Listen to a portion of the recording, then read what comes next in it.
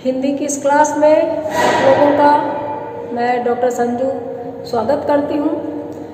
और BA part second के second paper में जो हमारा एकांकी चल रहा था, काल पुरुष और अजंता की नर्तकी लक्ष्मी नारायण लाल द्वारा रचित, उसको आगे बढ़ाएंगे। इस पाठ में प्रभा और अनु दोनों पति पत्नी के बीच में जो तालमेल है, जो बातचीत है, जो रिश्ते हैं, वो हमने अब तक देखे थे। अब दृश्य भी चेंज हुआ है एकांकी में और कहानी में उतार चढ़ाव भी आया है। एकांकी की कहानी में, एकांकी के कथानक में अब एक परिवर्तन आया है, वो अब हम देखेंगे। दूसरा दृश्य है पेज नंबर 131। वही स्थान, वही दृश्य 3 दिन बाद संध्या के 5:30 बजे हैं। प्रभा सोफे पर औंधी पड़ी है। वही जगह है पति पत्नी जहां अनु का दोस्त मुनि आया था, ये मिले थे। 3 दिन बाद की स्थिति है, लेकिन ये शाम के 5:30 बज रहे हैं। प्रभा सोफे पर औंधे मुंह गिरी हुई है। चंदू आया है भीतर से कॉफी का प्याला लिए हुए। बहू जी, बहू जी, बहू रानी, बहू रानी। प्रभा एकदम आराम से धीरे से सिर उठाकर देखती है। सारा मुंह आंसुओं से उसका तर है, फिर मुंह छुपा लेती है। उसकी आवाज़ सुनकर प्रभा ने मुंह खोला, उसको देखा, लेकिन फिर अपना मुंह वापस छुपा लेती है।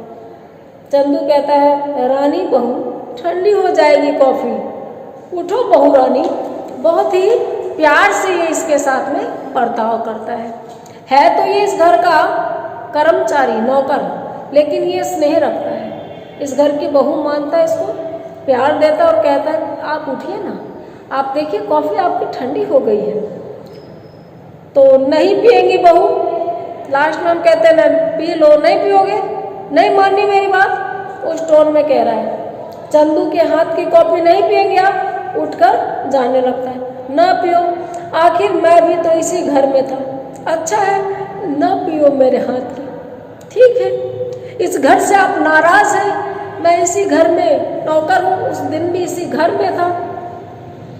मेरे हाथ से कॉफ़ी क्यों पिएगी? उठाकर वो कॉफ़ी ले जाने लगता है।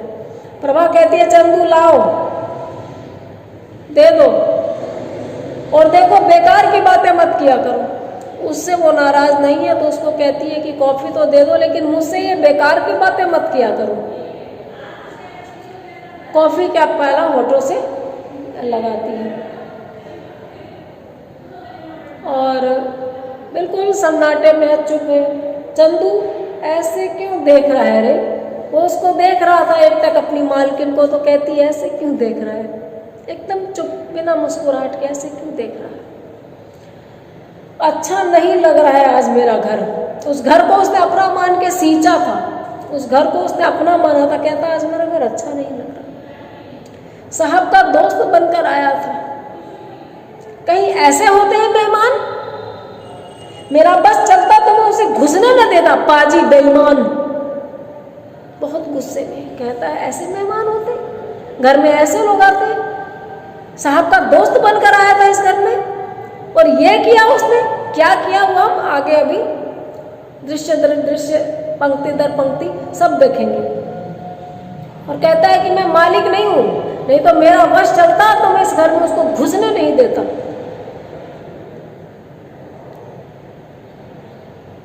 बेईमान कहीं का। कॉफी पी चुकी है इतनी देर में, वो ब्रैकेट में लिखा है, मतलब कॉफी पीने का संकेत क्या होगा? प्याला रख देगी साइड में। 3 दिनों तक वही कमरा साहब के मेहमान की काली छाया से भरा हुआ था। अपने मित्र के साथ तुम्हारे साहब ने इसी कमरे में मेरी उस छोटी सी घटना को अपने विकारों के आतशी शीशे में बढ़ाकर देखा था। चंदू इस तरह सिर दर्द कर रहा है कि चीखूं इसी कमरे में, तोड़ दो इन दरवाजों को।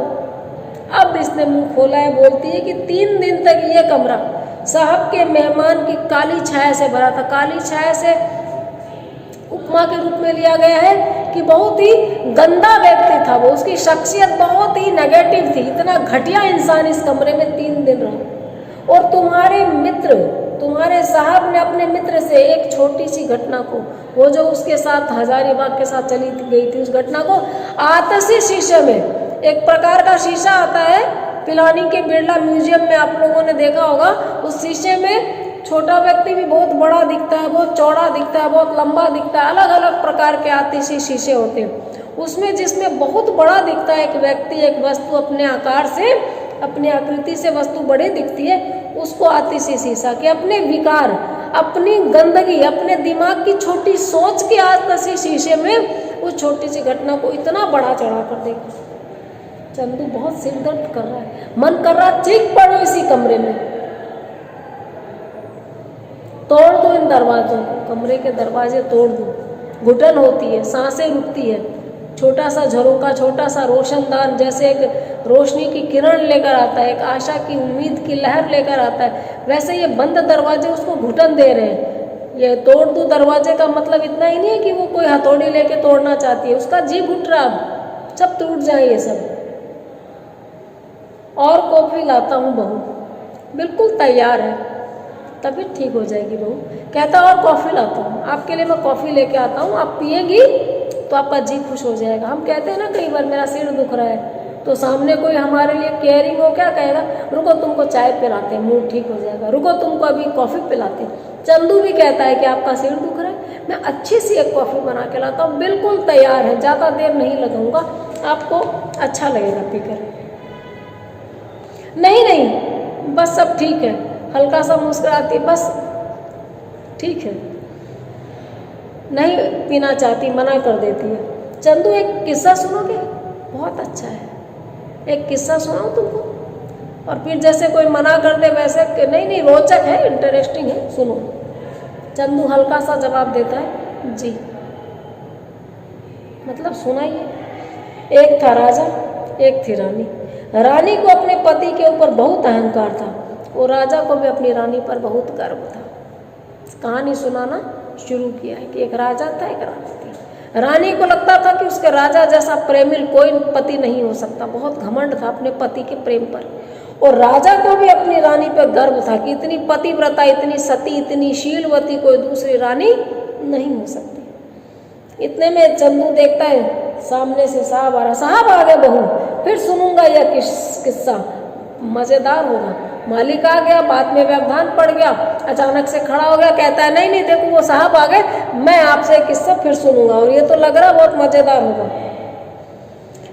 अच्छा तब तक अगर भूल जाऊं तो? तुम कहते हो किस्सा बाद में सुनूंगा और मैं भूल ही जाऊं, मैं नहीं सुना पाऊं। अच्छा याद कर लूंगी, ठीक है, तुम्हारे लिए मैं याद करके रखूंगी। चंदू का प्रस्थान, अनूप का प्रवेश। चंदू चला गया, नौकर है, मकान और मालिक और मालकिन के बीच में क्या करे। अनूप आया है, देखता है प्रभा एकदम सोफे पे निढाल लेटी हुई है, आधे लेटी। प्रभा प्रभा इस तरह क्या बैठी हो, बोलो ना क्या बात है। कई आदमी आपकी दुनिया भर की बुराई करेंगे, छिछाले दर करेंगे, आपके चरित्र पर कीचड़ उछालेंगे, और उसके बाद जब आपसे सामना होगा तो आपकी दशा देखकर पूछेंगे अरे क्या बात है, किसी ने कुछ कह दिया क्या। बड़े ढीठ, बड़े धूर्त, बड़े मक्कार होते हैं इस टाइप के लोग। ये जीते जागते चलते फूटते अभिनेता होते हैं, और हमारे आसपास खूब होते हैं ऐसे। सारा किया धरा भाई साहब का, और एकदम प्यार से पूछ रहे क्या हुआ प्रभा, क्या बात है, ऐसे क्यों बैठी हो। प्रभा सिर्फ उसको देखती रह जाती है।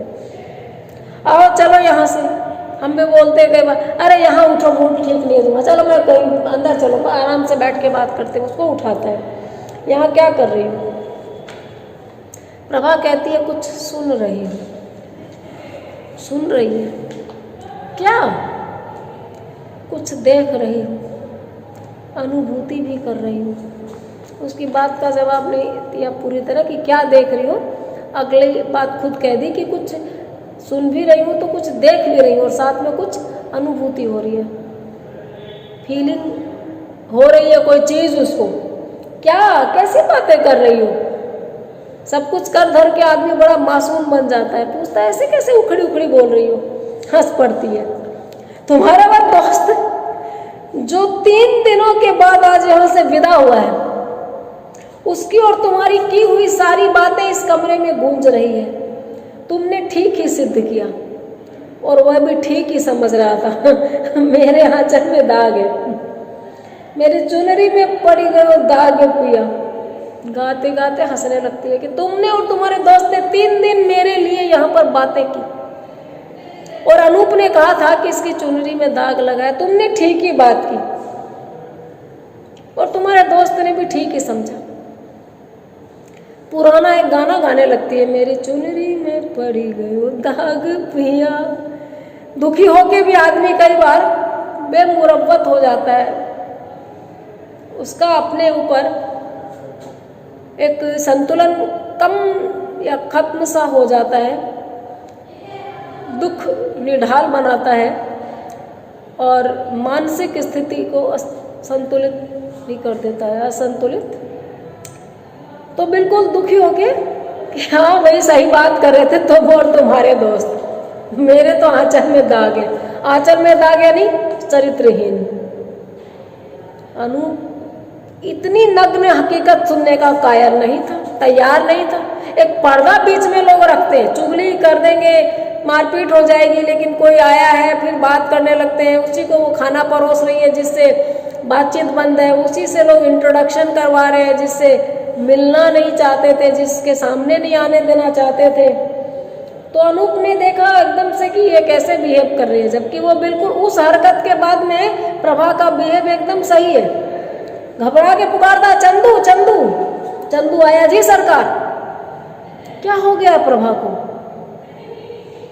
ऐसे होते हैं धूर्त लोग, सब कुछ इसका नष्ट करके, इसके जिंदगी की सुंदर सुहानी तस्वीर को तोड़ फोड़ करके, और अब पूछ रहा है कि क्या हो गया, इसको ऐसे कैसे कर रही है। प्रभा कहती है कुछ नहीं, चंदू तुम जाओ यहाँ से। चंदू का प्रस्थान, घबराओ नहीं, मैं पागल नहीं हो गई हूँ, मैं अजंता की नर्तकी हूँ ना, मैं कैसे पागल हो जाती हूँ, मुझे तो नाचना है ना। चंदू को बोलती है तुम जाओ, और अनूप को कहती है घबराना मत, पागल नहीं हुई हूँ, मैं बिल्कुल नॉर्मल हूँ। और तुम क्या सोचते हो कि मैं घबराऊंगी, डर गई हूँ? नहीं नहीं, मैं तो अजंता की नर्तकी हूँ ना। राजा अजंता की नर्तकी को कितना प्यार करता था, वो उसकी पसंदीदा नर्तकी थी, मुख्य नर्तकी थी, राज नर्तकी थी। लेकिन एक छोटी सी गलती पे माफ नहीं करता था, वो गिड़गिड़ाती थी और सुधार करके फिर से नाचती थी। कहती है कि मुझे पता है, मैं तो अजंता की नर्तकी हूँ, मुझे तो नाचना है। अनूप अभी भी पर्दा बनाए रखना चाहता है। प्रभा मेरी बात सुनो, सुनो एक बात, मेरी ओर देखो, देखो ना, सुनो, तुम छोड़ो इन बातों को, मेरी ओर देखो। बच्चों को भी हम बहलाते हैं, रो रहा होता है, अरे देख तू, देख इधर दिखा, मेरा मुंह देख, तू मुझे देख, या अपना मुंह दिखा, देख हम बात करते हैं, ऐसा थोड़ी करते हैं। ये भी प्रभा को बहलाने की कोशिश कर रहा है। प्रभा कहती है मैं सुन रही हूँ, मेरे आंचल में छोटा सा दाग है, मैं हजारी लाल के संग एक बार भाग गई थी ना। तुमने सही समझा, बिल्कुल सही समझा, मेरे आंचल में दाग है, भाग गई थी ना हजारी लाल के साथ। ठीक है भाई, बहुत अच्छा, बहुत बढ़िया। अच्छा, मतलब तुमने एकदम एनालिसिस सही किया कि मैं किसी के साथ भाग गई थी तो मेरा चरित्र अच्छा कैसे हो सकता है, मेरे आंचल में दाग है, मेरा शफाक साफ आंचल नहीं। प्रभा मत बोलो इस तरह, तुम ये सब कह रही हो, बहुत बुरी बात है। ढीठ इतना है कि अपने ही किए हुए आरोपों पे लज्जित होने के बजाय इनकार कर रहा है, उसी को दोषी दे रहा है कि ऐसे कैसे बोल रहे हो तुम। नहीं नहीं, ऐसी बातें नहीं करते, गलत है ये, ऐसे मत बोलो। प्रभा कहती जी हाँ, बुरी बात है ये, सरासर पाप है। कोई लड़की किसी लड़के के संग कहीं चली जाए, या बुरी बात तो है ही, इसमें कहीं माफी है।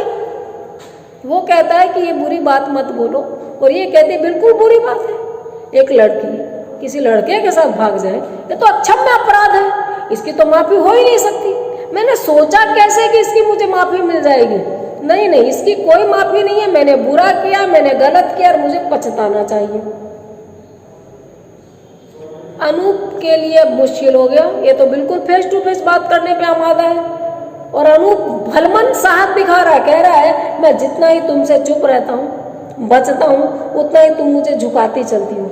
क्या यही न्याय है तुम्हारा? जो तुमने गलती की है उस गलती पे एक तो मैं तुमको टोक नहीं रहा, एक तो मैं उस गलती के बारे में चर्चा नहीं करना चाह रहा। मैं सोचता हूँ हमारे बीच में उस मैटर पे बात नहीं हो, लेकिन मैं जितना ही चुप रहता हूँ तुम उतना ही इस मैटर को उखाड़ते हो।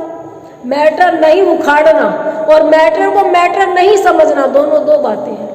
एक तो किसी बात को तूल ही नहीं देना, कोई बात नहीं, लेट इट गो, हो जाता है, कोई बात ऐसी कोई खास बात नहीं। और एक अच्छा इतना बड़ा काम, लेकिन पत्नी के सामने, दोस्त के सामने, गर्लफ्रेंड के सामने, दूसरों के सामने सबे बने रहना और अंदर ही अंदर उस विष से चारों तरफ अपने बवंडर बना लेना और जो भी मिले उसके सामने चरित्र हनन करना, ये यही कर रहा है। इसके सामने एकदम बात छेड़ना ही नहीं चाहता, कह रहा मैं बात नहीं छेड़ना चाहता और तुम हो कि उसी बात पे बार बार जाती हो। प्रभा कहती है सच कहते हो तुम, सचमुच तुम मुझसे चुप रहते हो, मुझसे बचते हो जैसे कोई कलंक और पाप से बचता है। यह मैं उस दिन से अनुभव कर रही हूँ जिस दिन मैं माता जी की ऑयल पेंटिंग ले आई थी, जिस दिन वह हजारीलाल का रजिस्टर्ड लेटर मेरे पास आया था। लोगों के मन में कुंठाएं एक तरह की नहीं होती है, अतीत को छुपाने की कुंठाएं, पत्नी को सती सावित्री देखने की जिद भरी कुंठा, अपने को उसके सामने प्रेमिल, भावुक, संवेदनशील, ईमानदार बनाए रखने की कुंठा। वो होता कुछ नहीं है, वही धेले की अक्ल और चवन्नी जितना मन में कोई चारित्रिक दृढ़ता नहीं होना, संवेदना नहीं होना, बौद्धिक क्षमता नहीं होना। इसीलिए वो बच रहा था, उस बात पे बात हो सकती थी बैठकर, और बहुत बड़ा ज्ञानी बन के बोलता है कि मैं तो इतनी इन सब बातों से देखो बचना चाहता हूँ, मैं जितना चुप रहना चाहता हूँ तुम उतना ही मेरे साथ ये सब करती हो। तो वो बोलती है कि हाँ मैं भी महसूस कर रही हूँ, मैं पिछले कुछ दिनों से देख रही हूँ तुम बचते हो मुझसे, तुम कतराते हो, तुम मुझे वो जगह नहीं देते। सबसे पहले ये तब हुआ था जब तुम्हारी माँ की, माता तुम्हारी तो बोलती भी नहीं है, माता जी की पेंटिंग, और फिर वो हजारीलाल का पत्र। ये क्या हो रहा है, ये क्या चल रहा है, मुझे भी धीरे धीरे समझ में आ रहा है। आगे अब टेलीफोन की घंटी बजती है, बात थोड़ी सी और आगे बढ़ेगी और एक वीडियो, लास्ट एक वीडियो और बनेगा और हमारा ये पार्ट पूरा हो जाएगा। इसको आज हम यही छोड़ते हैं। इस जितना मैंने आपको अभी पढ़ाया है इस एकांकी का, उस हिस्से को आप देखिएगा, उस अंश को आप सुनिएगा और नेक्स्ट वीडियो में इसको हम खत्म कर देंगे। तब तक बने रहिए, स्वस्थ रहिए।